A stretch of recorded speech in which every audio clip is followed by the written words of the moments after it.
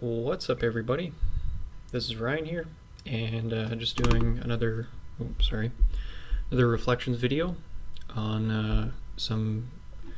This is a topic that I've actually talked about at length before in these videos, but I just wanted to readdress a bunch of different things to do with cultivating fatigue and focus. Sorry, not fatigue, but reducing or eliminating, reducing fatigue, feelings of fatigue, and then cultivating focus. So the opposite of fatigue being having the energy to work when you need to work, basically. So in my own case, I know it's not particularly visible here, but I basically will plan my day ahead of time, generally speaking, and I'll try to follow a rough schedule. Nothing too strict, because I'm just too ADD to follow a super strict schedule. But during my work periods, so for example, today it will be 6:30 a.m. to 10:30 a.m. Then I get a break, and then I work until 2:30 p.m. And it's usually like 6 or 7 hours, and I find that works for me. So how do I make sure that when I need to focus and when I need to not feel tired, that I'm able to focus and I'm not tired? So I've talked about so many different things in these videos to basically deal with those two problems. So what I thought I would do today is go over pretty much everything. I'll try to keep each topic brief, but you know me, I ramble like crazy and go into all kinds of tangents. But hopefully it'll be useful information. And before I get into this, what I'm going to be sharing with you is what I do to fix my particular problems. It's not me giving you medical advice, and some of the things I'm going to mention here, particularly when it comes to electrolyte levels, you can cause problems. You can really harm yourself, especially when it comes to potassium consumption. So just be aware of that. Don't do anything stupid. You don't have to research everything I'm about to tell you, because some of it's just kind of like common knowledge, but in particular with the electrolyte imbalances like potassium and magnesium, just be a little careful. So the bane of my existence, pretty much from ages 12 to about, I would say probably 23, was that I had chronic fatigue a lot of the time, and I managed to kind of mitigate that when I was around 18. I fixed it a fair amount, but I still had really big problems with my ability to focus. And as a programmer, I need to be able to focus. Like some of the problems I solve are complicated enough that I actually can't really solve them unless my brain is working.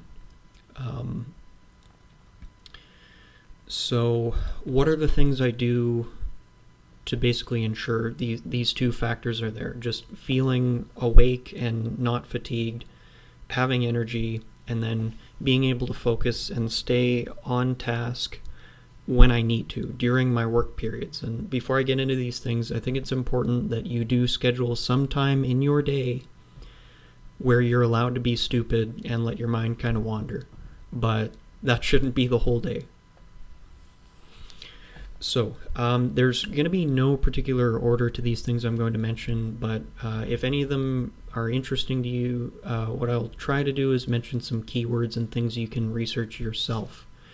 So coming in at number 1, and this one out of all of these is going to kind of depend on you personally.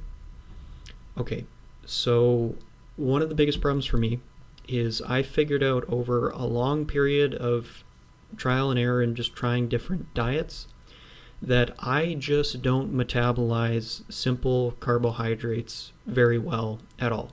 So I'm not talking about fiber, but I'm talking about like sugars, starches. So basically, and it's not a gluten thing. I get the same reaction to rice that I get with wheat.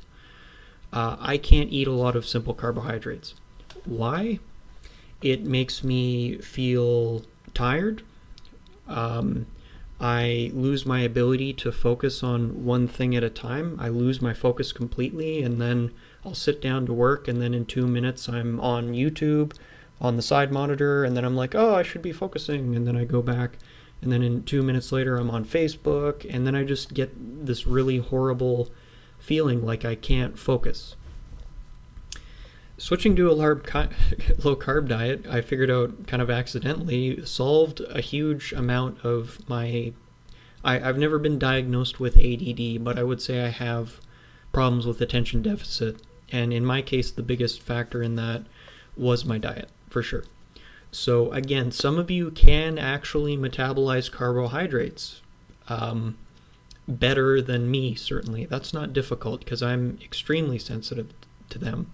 But if you are having troubles with like ADD kind of symptoms and chronic fatigue, the first thing I would look at is, are you taking in piles of sugar, piles of starch, just huge quantities of simple carbohydrates? If you're like me and you naturally don't metabolize them well, then you are going to feel like shit, invariably. So even if you exercise, what has been my experience. So that's the first thing. Now, some people can actually metabolize carbohydrates. Like my brother, I think he's getting of an age where it's not going to work so well anymore, and he's cleaned his diet up a lot. But my brother is the kind of guy, he's been skinny most of his life, like his whole life. He still is quite lean. And if I ate his diet, I would weigh like 300 pounds, because the guy used to survive off of like pizza pops and macaroni. So I'm not judging. I used to eat that poorly when I was younger, and I was fat, a lot fatter than him. Okay, so that's there's a windstorm going on outside, so if you hear background noise, that's what it is. Okay, so low carb diet was for me the single biggest factor, and I actually follow a rigorous clinical ketogenic diet, clinical ketosis diet right now. So I take in somewhere to like 70 to 80% fats is where I get most of my energy from. Most of that comes from either eggs or olive oil or cheese. If you can't handle cheese, don't do that. Maybe try an avocado or something like that. And when I eat that diet, I'm generally speaking feeling really good. And there is a lot of scientific evidence, and for me, experiential evidence to support the idea that ketosis, so if you want a word to look up, ketosis, Ketosis, or look up ketones, Ketones, look that up and look up the word cognition, which is your ability for your brain to work, and I think and then actually try it, and then I think you'll be blown away by actually experiencing clinical ketosis, what it's like to be in ketosis. It's amazing. Your brain is like literally, experientially, I feel probably about 30 to 40% smarter. So that's number one. Now, what's one of the problems about doing a low carb diet, especially a ketogenic extreme kind of diet? You don't retain as much water. So while I had this really awesome honeymoon sort of phase with the ketogenic diet and low carb diets, I would often have days where I didn't have the ADD brain fog going on. Like I didn't have when I eat a bag of chips or something like that, within 4 hours, and usually for about like 24 hours after that, I am literally dumber. It's hilarious to me and also kind of terrifying. But what I found, so I didn't have the brain fog, the ADD kind of thing going on, but I was super tired and like chronically fatigued. So I couldn't understand what was going on. So the first thing I did is I noticed I was losing a little bit too much weight. So I increased my calories and started eating more eggs and more olive oil. And that helped a little bit, but I still was feeling pretty tired more often than I should have been, in my opinion. So I was kind of looking into different things, and one of the things that has been mentioned several times that I kind of ignored before is that if you do a ketogenic diet or a low-carb diet, you don't retain as much water, and you need to be more careful about your electrolyte imbalances. So the first thing I added back in is, I added in a lot more sodium to my diet. So sea salt, I add sea salt to the water I drink all the time. Obviously, like, not a mega dose of it, but I'll just like sprinkle a pinch in there, and I'll always season my food with sea salt. That helped a lot, but I noticed on days where I, for example, did an intense workout or was like really kind of stressed out, the following day I would kind of feel like garbage again. I would be super fatigued. And I was trying to figure out, like, okay, am I just like exhausting myself with my workouts? Like, what's going on here? And it's not like I was really doing super intense workouts. Like this morning, basically the second thing I do after I get up is I work out. Sometimes I'll go to the gym and do an intense workout. Sometimes, like today, I'll just do a 15-minute get the blood flowing type workout. So I started noticing that on some days, regardless of my carbohydrate consumption, I would feel really tired. Normally, if I eat the carbs, well, I know I'm going to feel tired. But then I'm like, okay, well, I'm following my ketogenic diet here. I don't have brain fog, but I do feel physically tired. What I found out more recently is I started supplementing with potassium in the form of cream of tartar, which is like a baking ingredient you can buy. And I hear the bass from my neighbors listening to music at 8 a.m. down below. Nice. Anyways, so I started supplementing with cream of tartar, which is the main constituent in it is potassium. I don't take a lot, and you have to be very careful. I have like a quarter teaspoon, which isn't even that much potassium, in like a cup of water, and maybe I'll do that like twice a day. So that helped. And then more recently, I actually started supplementing with magnesium. And the difference between when I actually started supplementing with this magnesium, especially on the days where I worked out, and my ability to feel awake was immense. Like the difference between needing to take like a 2-hour long nap in the afternoon versus not having to do that, and then feeling more awake the whole day.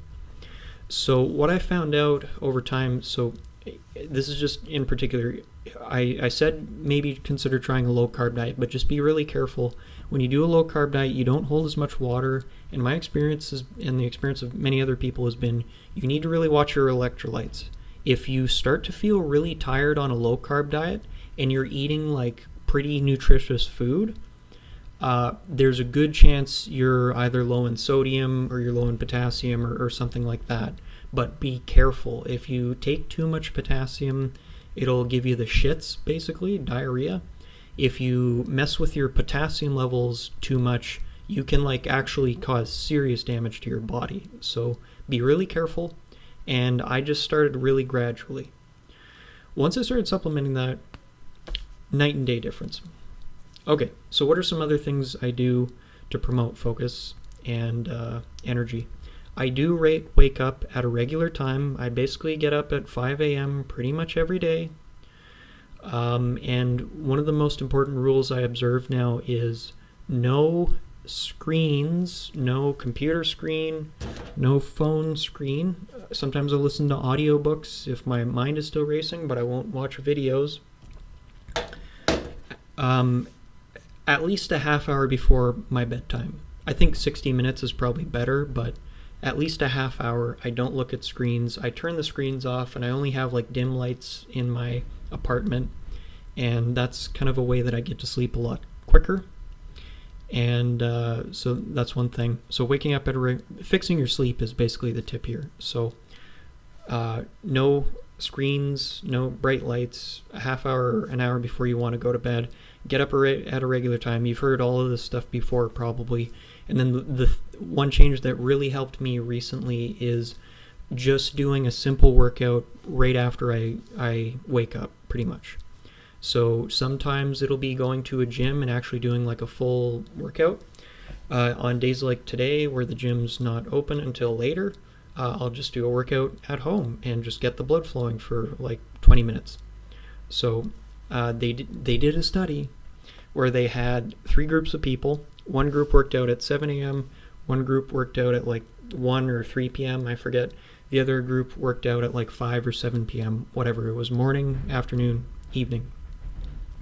The group that worked out afternoon and evening had the same effect on their sleep from the workout.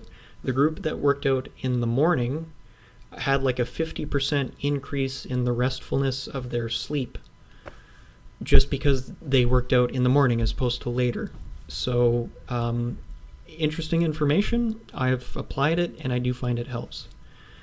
So that's most of the things. And then the final thing I wanted to really emphasize here is so I can do pretty much all of those things right. I can get up on time. I forgot to mention meditation, so I do have a video talking about meditation. You can watch that if you want. Meditation's a big thing too.